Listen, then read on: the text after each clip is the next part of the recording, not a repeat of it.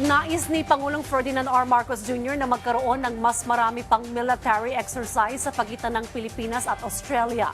Inihag ito ng Pangulo matapos personal na saksihan ang pag-arangkada ng unang amphibious operations ng Indo-Pacific Endeavour Alon 2023 sa San Antonio, Zambales. May ulat si Bea Bernardo.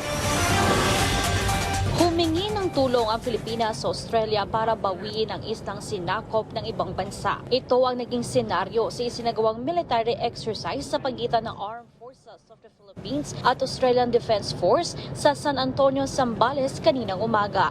Layo ng Exercise Alon, ang pinakamalaking military exercise ng Pilipinas at Australia na palakasin ang kooperasyon ng dalawang bansa pagdating sa amphibious operations. Sakay ng mga barko sa dagat, lulusob ang mga tropa papunta sa lupa.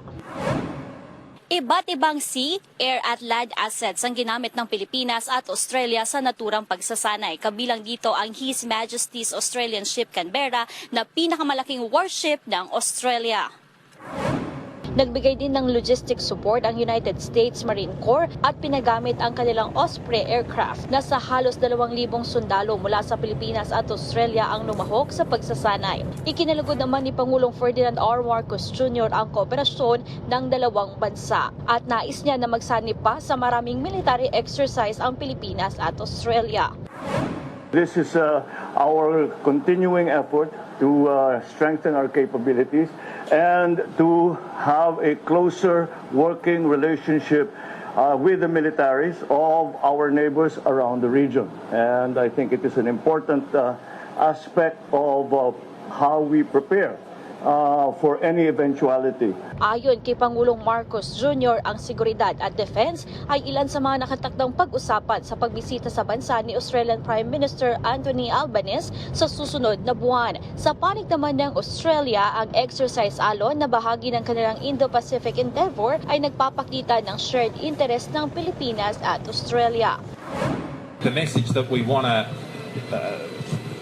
convey to the region and to the world from an exercise of this kind is that we are two countries committed to the global rules-based order. Sinabi naman ni Defense Secretary Gilberto Teodoro Jr. na hindi kailangan ang tulong ng ibang bansa sa pagsasagawa ng resupply mission matapos ang suwestyon na magsama ang Pilipinas ng kaalyadong bansa upang maiwasan ang pagiging agresibo ng China. It's well within our capabilities to do so. And that's a Philippine matter because it's Philippine territory.